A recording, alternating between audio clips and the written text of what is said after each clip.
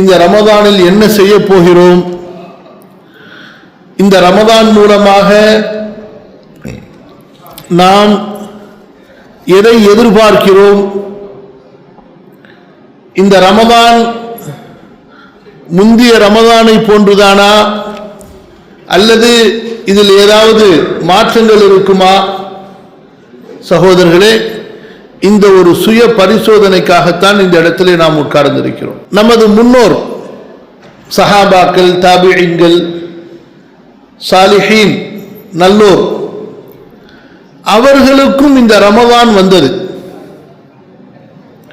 அவர்களும் இந்த ரமதானை எதிர்பார்த்தார்கள்.